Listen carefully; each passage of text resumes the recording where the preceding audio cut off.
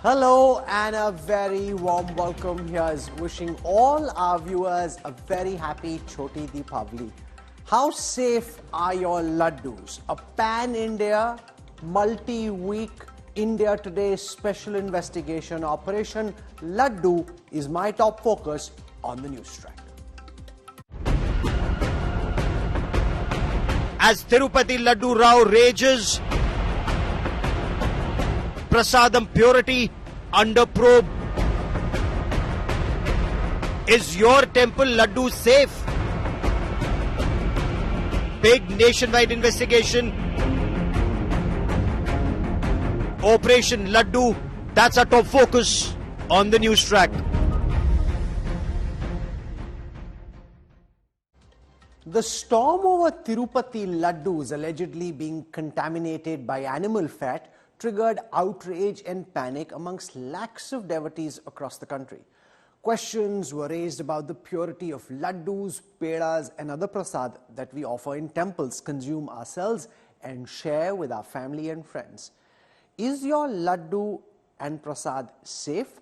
Over a 3-week period, India Today reporters conducted a pan-India reality check on the quality of desi ghee Laddoos and prasad sold outside prominent temples. Our first stop was the Tirupati temple. Here is part 1 of Operation Laddoo.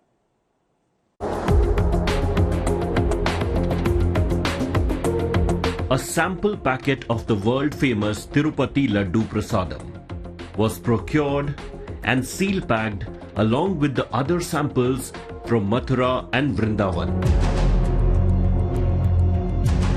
We deposited them at the Sri Ram Institute for Industrial Research. The aim was to check for the quality of the ingredients and the purity of the desi ghee used in making these sweets.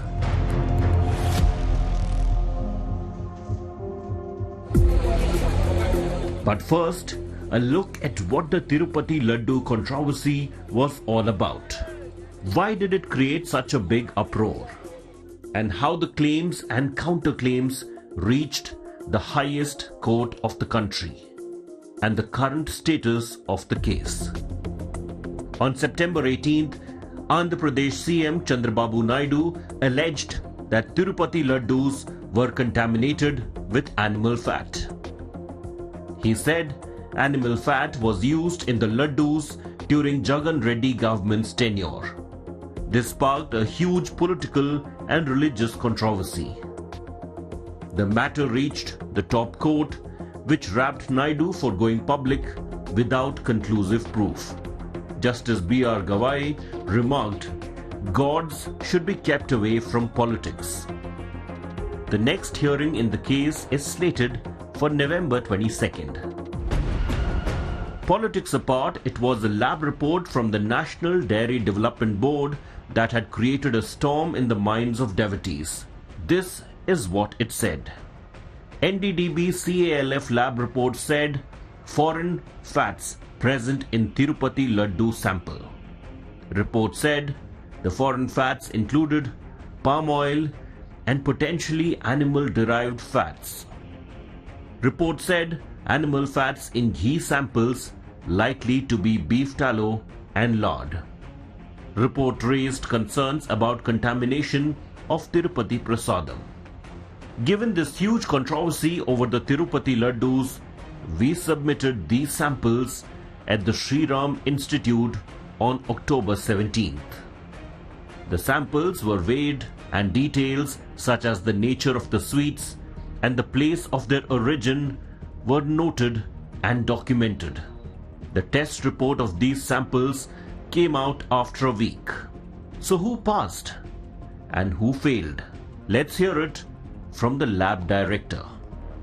ये तीनों नमूने लड्डू के, 2 लड्डू के और 1 पेड़े का, ये तीनों जो हैं देसी घी से ही बने हुए थे और ये पूर्णतया सही थे।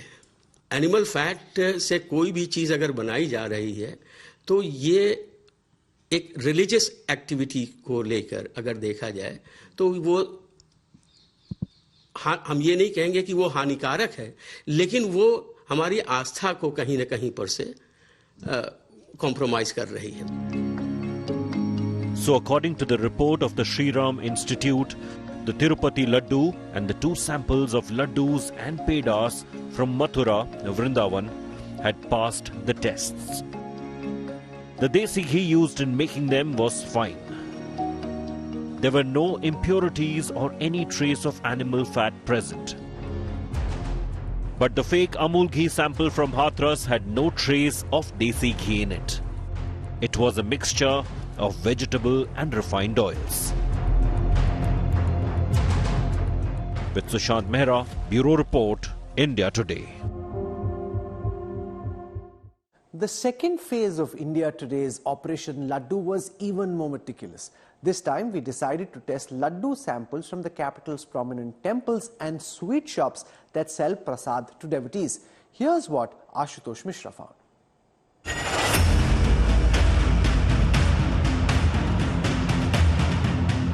Equipped with modern sample collection kits, 2 lab experts from the Sri Ram Institute accompanied our reporter and camera crew to 4 locations in the national capital. Our first stop was the famous Jhandewala Mandir in central Delhi. The temple does not allow sweets from outside, but devotees still buy the prasad from the shops outside the temple to feed the poor or take it home.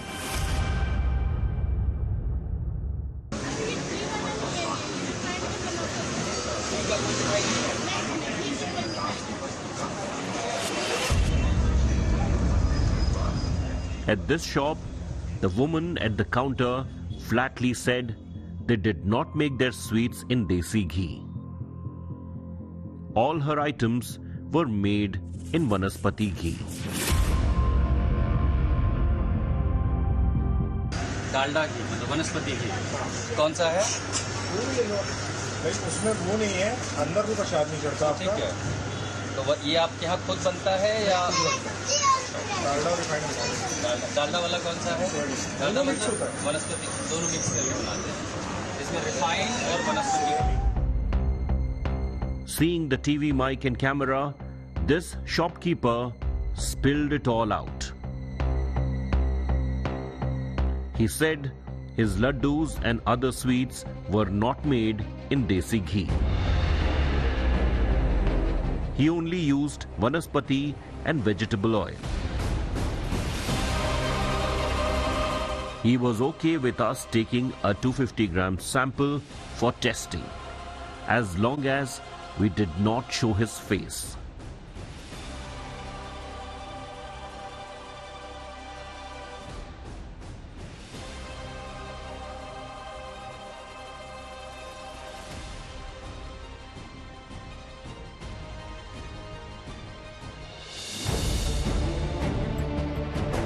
Our next halt was the famous Hanuman Mandir in the heart of Delhi. Since we were inside the temple complex, we could not take our camera closer. But as you can see, we managed to get a sample of the Shuddh Desi Ghee ka prasad from an outlet within the temple's boundary. भैया लड्डू का है देसी घी वाला शुद्ध है सब देसी का है, शुद्ध हैं? तो दे दो फिर। 1 किलो नहीं 100 ग्राम दे दो फिर। कौन सा वाला? देसी घी का जो शुद्ध वाला वो देना।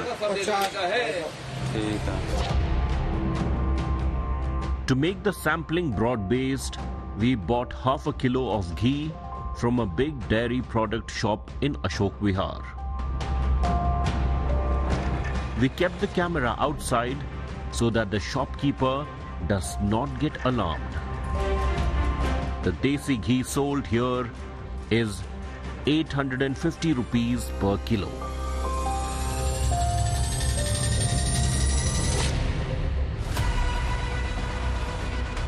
The last sample we collected was from a famous sweet shop in Vijayanagar, a middle-class residential colony. Manohar Cakes claims its sweets are made in pure desi ghee. We pretended we were doing a story on how shops are being decorated for Diwali. We took a 250-gram sample of bundi laddu made of desi ghee from here. The samples collected from 4 locations in Delhi were taken to the Sri Ram Institute for testing. The institute took a week to give out the test results. And here is what the report says. हम ये बताना चाहेंगे कि जो 3 बूंदी के लड्डू थे उसमें से 2 सैंपल जो थे प्योर घी के थे, मतलब देसी घी के थे, और एक लड्डू जो है वो डालडा यानी हाइड्रोजनेटेड वेजिटेबल ऑयल से बना हुआ था. इसके मतलब वो देसी घी का नहीं था. As Dr. Das says, the largely good news for Delhiites is that no adulteration has been found in any of the 4 samples. The laddu samples from Hanuman Mandir and the sweet shop in Vijayanagar have used pure desi ghee. The ghee sample from the dairy shop is also pure desi ghee. That leaves the laddus from the Jhandewala shop. Here too, the shopkeeper had accepted he only used vegetable oil and vanaspati ghee. So in that sense, there was no other adulteration in it. With Ashutosh Mishra, Bureau Report, India Today. For the first 2 reports that we've put out, I'm joined on this broadcast by Shilpa Ravi Chandra Kishore Reddy, senior member of the YSRCP. Jyotsna Tirunagari is national spokesperson of the TDP. We have Ashim Sanyal, chief executive at Consumer Voice. I have Rajiv Dasgupta, has been in the Food Safety FSSAI committee. Also works on community health at JNU. We have Raman Dwivedi, technical manager at the FSSAI, and somebody who works with sophisticated industrial material analytics, SEMA Labs. They're amongst the teams that we collaborated with to try and get a sense of how safe these laddus really were. I want to go across first to Jyotsna Tirunagari, because we started from Tirupati, which is where this controversy broke. And it is Mr. Chandrababu Naidu and the TDP government that took up this issue in a big way. From what we've seen in this India Today investigation, from the way the Supreme Court has been reacting, etc., it now seems in hindsight that that was a political attack on your opponent, Jagan Reddy. You could have attacked him any which way you wanted, but to use religion, to use people's faith, and then get everyone so triggered and alarmed. Our independent investigation seems to suggest that the laddus are perfectly fine. They're the way they should be. Okay, good evening one and all, and a very happy Choti Diwali to one and all. Yeah, Rahulji, I think I would differ with you there when you first passed a statement saying that Supreme Court said, in fact, reprimanded Chandrababu Naidu garu to put politics out of it. It's not that about, Chandrababu Naidu garu being said that. Supreme Court rightly commented saying that, because there were a lot of comments from the YSRCP and also TDP for that instance, saying, talking about the laddu. They said the investigation is on, we have a set inquiry going on, so probably we have to keep politics apart, above it all. And that's one thing. Second thing, the test result and the sample that you have taken, Rahulji, my question is, when was the sample taken? The independent investigation that India Today conducted, I'm glad, I'm really happy, because this is all we have been waiting for. When was this conducted and when was the test sample given? No, so we gave our samples on the 25th of September to 2024, and the results came out on the 3rd of October. So they're different labs, different temples, different results. So, but basically this is after this controversy broke. Obviously, it didn't happen before. Rahulji, yes, thank you so much for confirming that. And when this particular issue happened, that particular contractor who was supplying that, impure ghee or adulterated ghee, I would say, he was immediately blacklisted and the supplier was changed.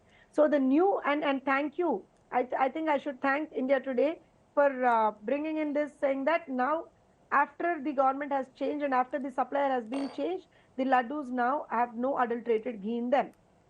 Thank you so much, Rahul. Let me put that question to Shilpa Ravi Chandra Kishore Reddy from the Jagan Reddy party, the YSR CP. The TDP saying that they have no regrets, that the laddus are clean and clear now. There is heightened awareness because of the manner in which they front-footed this entire matter, because the supplier was fired, new suppliers brought in, that you and your party and Jagan Reddy were trying to play with faith, and now they've gone and cleaned up your act. Rahulji, it's so sad that we're sitting here and have to discuss about the sanctity of Tirupati Laddoo in front of lakhs of people. That is what they've brought this entire thing to. Finally, they've been. Like the Supreme Court had rightly said, it is a person of a stature of a chief minister going on record even before the SIT inquiry report had come, and stating that it is the YSRCP that had adulterated this desi ghee in the Tirupati Laddoo. It is such a blatant misuse of power. He has already given out a verdict saying, YSRCP has done this, YSRCP has done that, and then later after that they're trying to say, we will have an inquiry done and then we'll report it. It clearly shows that they didn't have any proof to prove that it has been adulterated, and then that's the only reason why they had to name YSRCP first, and then they are constituting an inquiry later. And the Supreme Court rightly interfered and said, this is not what is supposed to be done. And they've included people from the central investigation team also joined the SIT. And also even today, that is what we've been trying to say from day one, even our ex-CM Garu, Jagan Mohan Reddy Garu, and also the Supreme Court said, let's keep politics aside. Let's keep gods out of politics. So that is, and also, right, when they said, after your report, glad that your report has come clean and said, there's no animal fat in the ghee.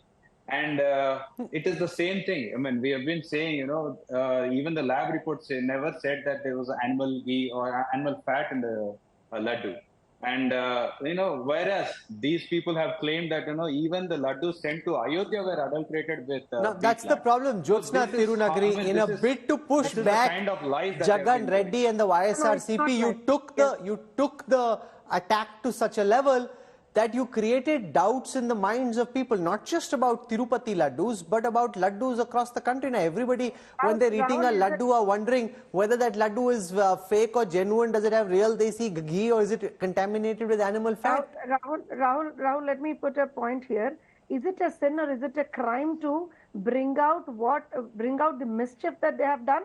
Is it a sin or crime to do that? No, but your government spoke with finality even before the investigation report was out. 1 second. No. Let me complete. I'm sorry. Let me complete.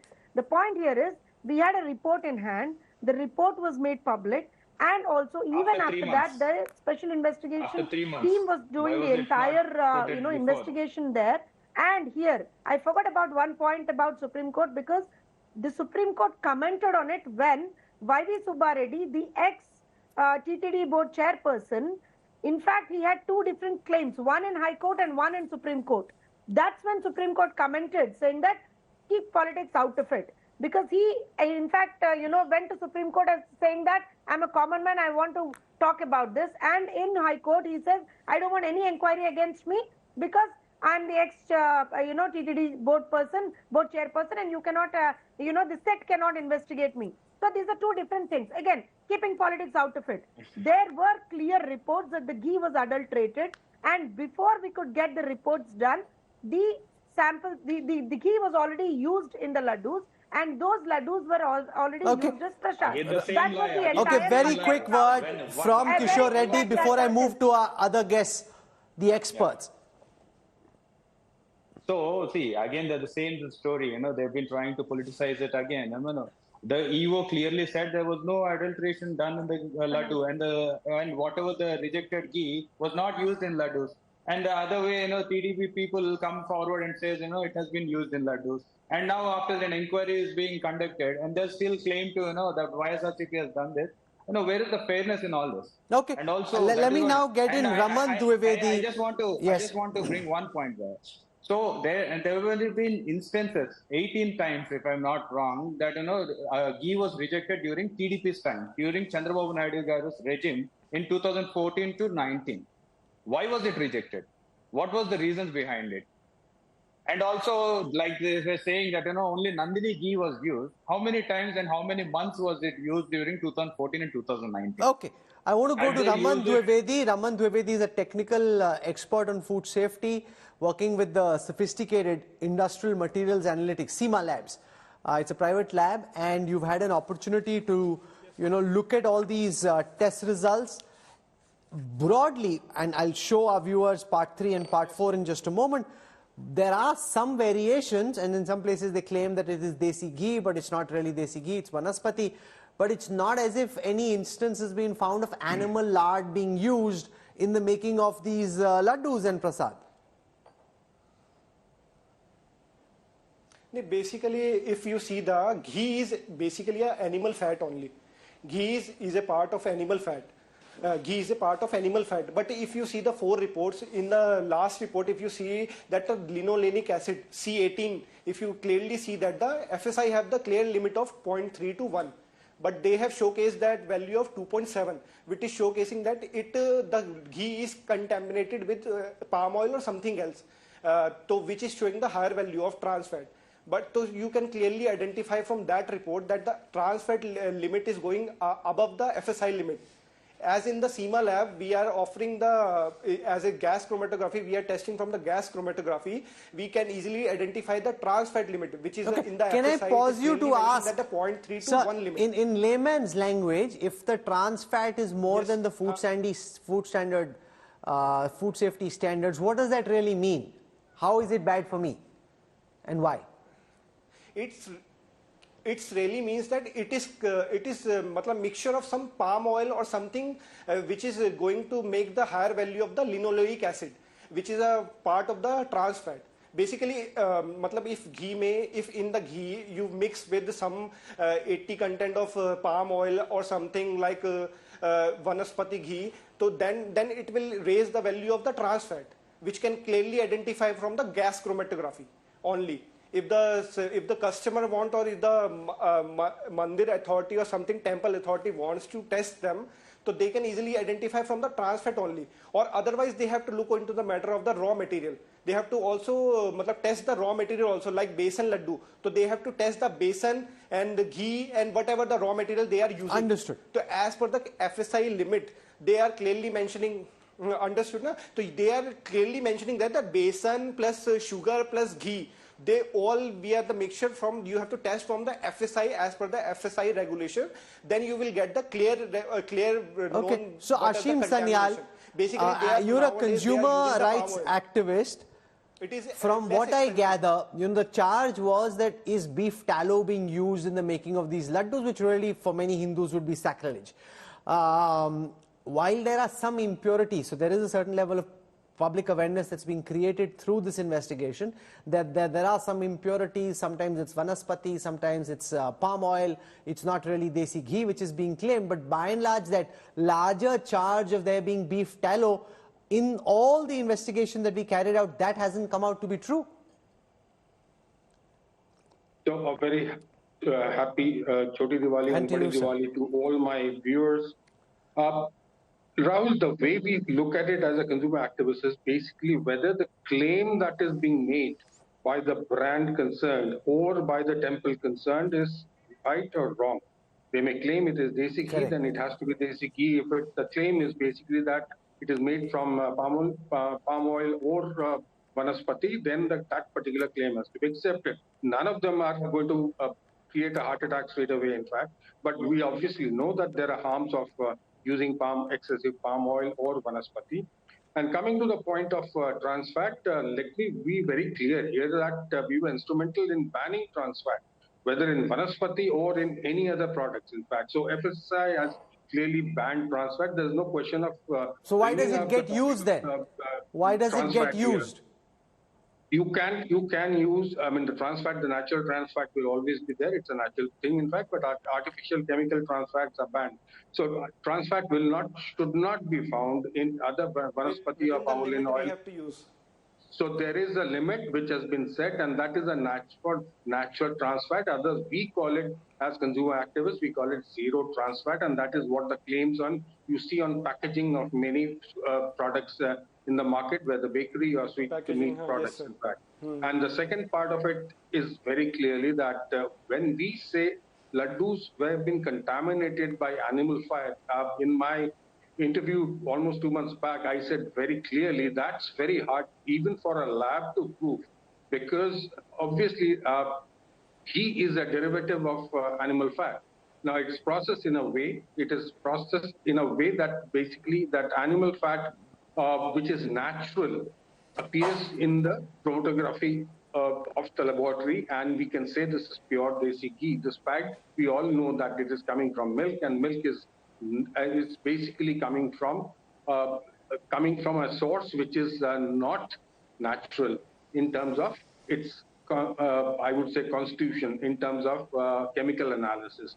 So in summary, I must say here, Rahul, that one is that one shouldn't mix politics with it, and I'm very clear even now that the verdict is still not out about the Tirupati laddus. And I'm very glad about the India Today survey and the report now claiming that... That's the whole idea. Instead of panic, can you try and shed light instead of adding to the noise and actually do our own investigation, which is what we try to do. In the third part of Operation Laddoo, we collected samples from sweet shops in prominent temples in Lucknow, in Uttar Pradesh. And for testing these samples, we chose a state government lab. What did the results from Uttar Pradesh reveal? Find out now. This is Lucknow, the capital of Uttar Pradesh. And we are outside the famous Mankameshwar temple. The chief priest here, Mahant Divyagiri, has banned the entry of outside sweets as offerings in the temple. This is what Dharma Yadav, a fourth-generation sweet shop owner, said about the ban and adulteration of sweets. अगर उनको कहीं लगता है कि प्रसाद में कोई मिलावट कर रहा है तो उसकी स्पेशली आप जांच करवाएं। जांच में पाया जाता है दोषी तो उसके खिलाफ कार्रवाई होगी।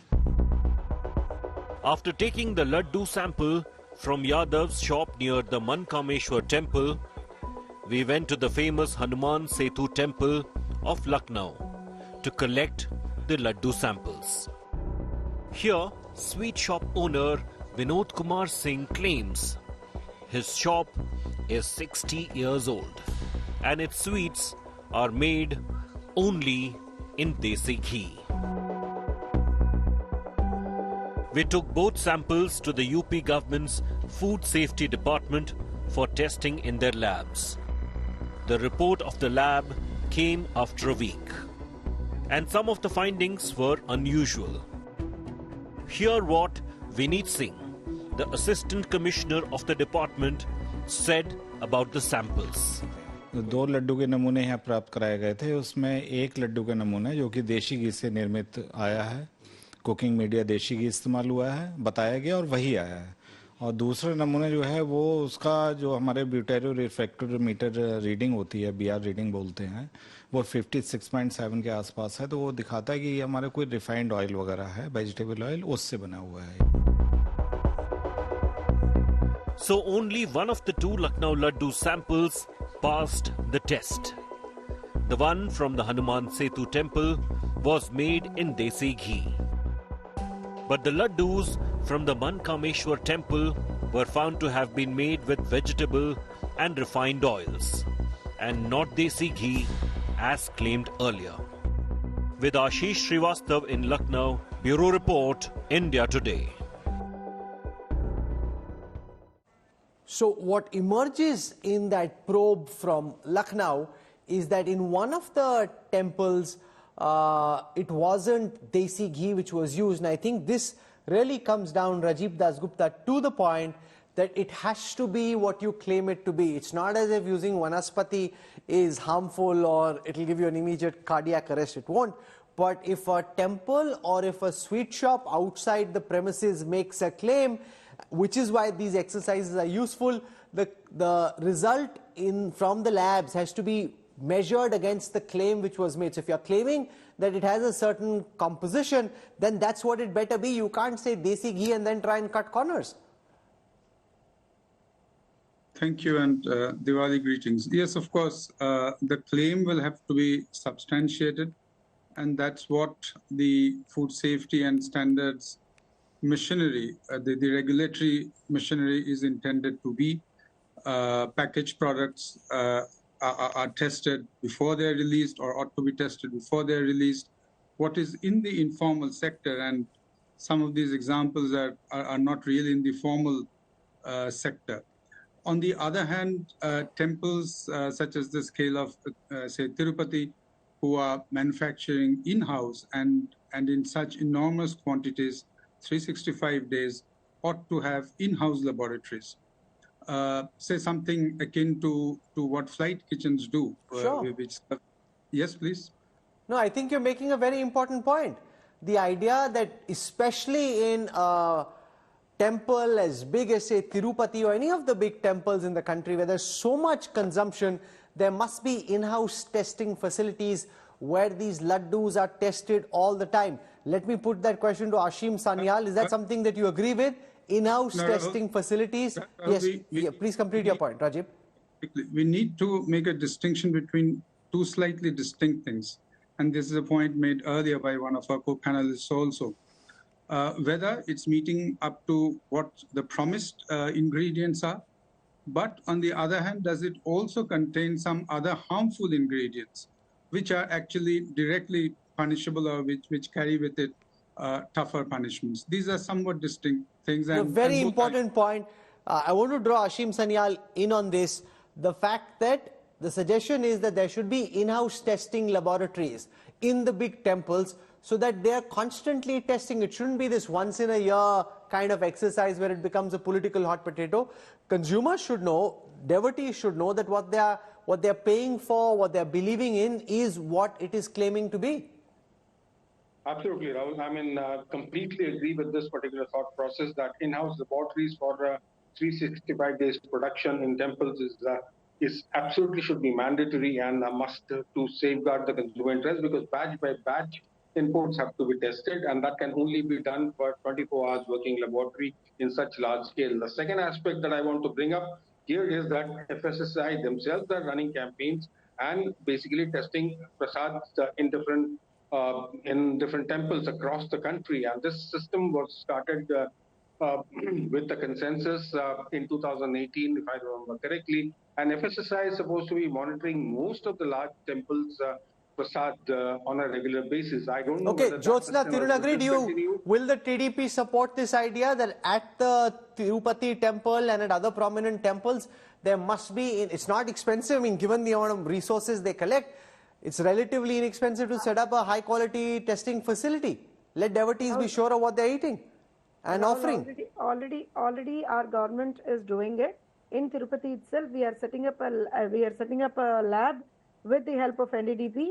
It's costing around 75-80 lakhs, and we are already doing it, and probably in another couple of months it would be out and working. Okay. We have already started the process. I'm glad to hear that. Our fourth and final stop was Mumbai's iconic Siddhivinayak temple. We've seen business honchos, film stars seeking blessings here. But is the prasad that is available at the temple pure? Divyesh Singh investigates.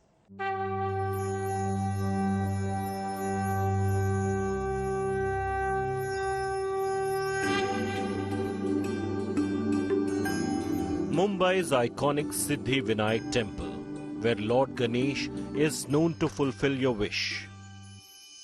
Almost 2 centuries old, the temple's unique architecture and the beautiful idol carved out of a single black stone is a sight to behold. It's where the rich and the famous and the commoners all line up to seek blessings. 75,000 to 90,000 devotees visit Siddhivinayak in a day. The prasad, laddu and barfi is usually prepared in the temple kitchen and sold at the prasad counters outside in sealed red plastic pouch. While the temple claims to maintain highest hygiene standards, India Today decided to get food safety tests done by TUV India's lab in Pune. India Today's reporter took the prasad from the temple's official counter. The prasadam, both laddu and barfi, were bought by me from here. Recently, there was a controversy regarding the prasad after a video emerged where rats were seen over it. The temple authorities ordered a probe and later declared that the video which had gone viral had been shot somewhere outside. So, is the prasadam at Mumbai's most famous temple pure? And this is what the food safety results reveal. First, the famous Siddhivinayak Laddu. The food safety audit report by TUV India did detect fatty acid profile, but it was not beyond the limit set by Food Safety of India. Food chemicals mentioned on the label were also found to be within permissible limits. No chlorophyll, no heavy metals were detected. There were no bacteria, no synthetic colors, no arsenic, copper, melamine and cholesterol were also in permissible limits. So the Siddhivinayak Laddu is safe. Now the barfi, that is also part of the prasadam. Here the lab test revealed the fatty acid profile was within the limit set by FSSAI. Copper, melamine and cholesterol were also in permissible limits. No chlorophyll, no heavy metals were detected. There were no bacteria, no synthetic colors, no arsenic. The samples of laddu and barfi tested by TUV India had no adulteration. With Divyesh Singh in Mumbai, Bureau Report, India Today. So broadly, if we were to bring the entire investigation together, in most of the temples, the laddus which we sent for testing have come out to be safe. In some temples in places like Lucknow, there was contamination in the form of the use of material which wasn't what was claimed. So they claimed desi ghee and they were using cheaper material, whether it's palm oil or vanaspati, and therefore it was a misleading claim. I think the most important suggestion that's emerged really is that this must be a constant recurring practice, because it shouldn't be this one-off. You should have these constant facilities to check the safety of temples, and it can really be taken to other parts of the country as well. It shouldn't just be about Tirupati, it can happen at other temples, especially given how rich some of these temples are. I want to get a word from Raman Dwivedi after having seen this investigation and being a part of it and helping us bring it together. What's your advice to devotees, consumers who are watching at this time?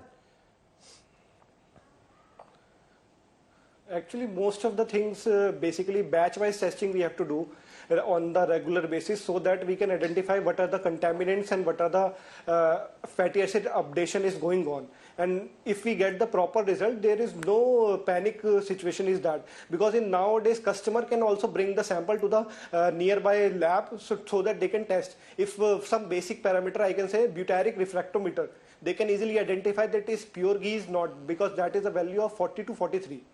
So finally, my verdict is that if the customer can go to the nearby lab, because in nowadays FSI and NABL is setting the lab, food safety labs nearby, and they can easily affordable, and you can easily test the regulation as per the FSI, and you can easily find that there is no heavy metal, there is no contaminants, and there is no synthetic color, and you should be panic, and you should do the whatever the sample you will receive. And Rajiv Dasgupta, what I found problematic is how difficult it is to get something tested at these labs. I mean, we were ultimately able to do it, but if a consumer just wants to send something in for testing. The rules at this moment are such that it is very difficult to actually get a test report. Yeah, it's not as simple as getting your blood sugar tested and walking into any pathology lab. It's certainly not as simple as that. Also, there are very complex regulatory dimensions, and for a customer to actually no, but why should it be like this? If I want to get something tested, I should be allowed to get it tested. I mean, you don't need Aaj Tak, India Today, and a media house to be able to push this through. We had a lot of difficulty in getting this done. Kyun kara rahe ho, kya kara rahe ho, kya agenda? Arey bhai, testing kara rahe ho, what's the problem? I want to see if the laddu is okay. It wasn't easy. No, of course, it shouldn't be inhibitory in any sense, but the onus really is on the sellers and producers. The onus is not really on the consumer. The consumer, I mean, this should be given for the consumer that a food or a drink item being sold in the market ought to be of the requisite standards. And that's where the responsibility of the producer and the seller, plus the responsibility of the regulator comes in. The consumer is really the final, front lines of consumption. He or she would certainly be bothered, may fall ill, and so on and so forth. But the onus of the moral burden is far more upstream, actually. Okay, Ashim Sanyal, this idea that if you're watching and you want to get something tested, you can't easily do it. It's quite complex just to be able to get a test done. Don't you think it should be easier for any consumer if they want to get something tested? So it's complicated throughout the world. Testing is not an easy process. First of all, in India, you must follow NABL lab accreditation process and procedure, and the samples must be collected rightly, it should be stored rightly, transported rightly. So these complications are inherent, Rahul, in the entire system of testing. So you can't bypass it and make it simpler. Is what we look at it from a consumer perspective, that we advise people to go to the lab, but we take that particular lab to be the owners of that particular sample, except the fact that it has been collected by a consumer from wherever he or she found it to be maybe thought it to be tampered and took it to the lab. Look, nobody is going to go to the lab if he or she is convinced that the quality is good. And the moment you see in the packaged goods the logo of FSSAI, the confidence comes in the consumer mind that this has got the government of India stamp of quality. I mean, I'm not going into the background about license number and things like that, but that's the consumer consciousness. My earlier point, I'm repeating again, Rahul, for the sake of everybody, in fact, that the FSSAI's role as a regulatory body comes in majorly in major production areas and the control therein. And for me, temples have large footfalls, and FSSAI did embark upon this particular journey of trying to test. Okay. So I think we've covered important ground in this broadcast, and through this investigation carried out over 3 weeks, you have a sense of, what's right and what is also not so right in the way these laddus are being made at some of our biggest temples. I want to wish all our viewers a very happy Diwali. Thank you for watching the special investigation. As PM Modi announced the expansion of the Ayushman Bharat scheme to cover senior citizens over the age of 70, he targeted the governments of West Bengal and New Delhi, accusing these two states of blocking the centre's healthcare scheme. Former Delhi Chief Minister Kejriwal countered the PM, questioning Ayushman Bharat's efficacy compared with the Delhi healthcare model. The Pradhan Mantri Ayushman Bharat Yojana will now cover all senior citizens above the age of 70. Prime Minister Narendra Modi's speech at the event on Tuesday, where the decision was announced, has sparked a political showdown. Modi took aim at the Aam Aadmi Party government in Delhi and the Trinamool Congress in West Bengal for opting out of the Ayushman Bharat Yojana. मैं दिल्ली के 70 साल के ऊपर के जितने बुजुर्ग हैं और पश्चिम बंगाल के 70 साल के ऊपर के जितने बुजुर्ग हैं, उनसे क्षमा मांगता हूं कि मैं आपकी सेवा नहीं कर पाऊंगा. The The Aam Aadmi Party hit back at Prime Minister Modi, alleging large-scale fraud under the central scheme. CAG का कहना है कि आयुष्मान योजना में बहुत सारे घोटाले हैं। आपको 5 रुपए की क्रोसिन चाहिए या आपको 50 लाख रुपए या 1 करोड़ रुपए का इलाज कराना है, सब कुछ फ्री है। हमारा कोई 5 लाख रुपए तक की लिमिट नहीं है, तो फिर आयुष्मान योजना का दिल्ली के अंदर कोई मतलब नहीं रह जाता है। The Aam Aadmi Party and BJP traded charges on the efficacy of the health scheme.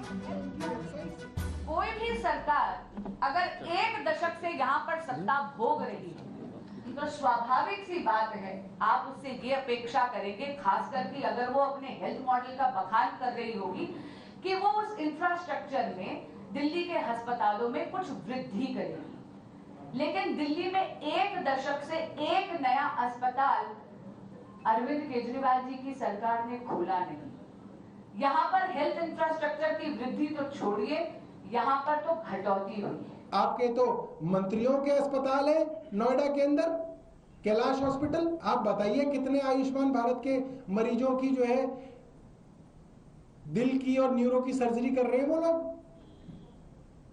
Gurgaon के अंदर प्राइवेट हॉस्पिटल भरे पड़े हैं, मैं नाम नहीं लेना चाहता, बड़े बड़े अस्पताल हैं। हरियाणा में है, आयुष्मान भारत है। हरियाणा के कितने गरीबों का इलाज जो है उन बड़े बड़े प्राइवेट अस्पतालों में हो रहा है आयुष्मान भारत में, मुझे बताए। The Trinamool Congress claimed that Ayushman Bharat is a copy of the Bengal government's health scheme.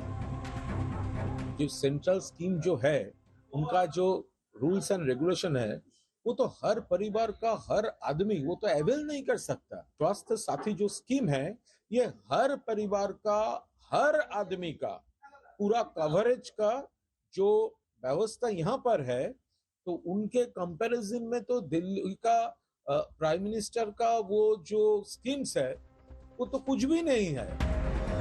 Government data shows over 40% of hospitalization and treatment under the Ayushman Bharat Yojana have taken place in opposition-ruled states, including Tamil Nadu, Karnataka, Kerala, Punjab and Jharkhand.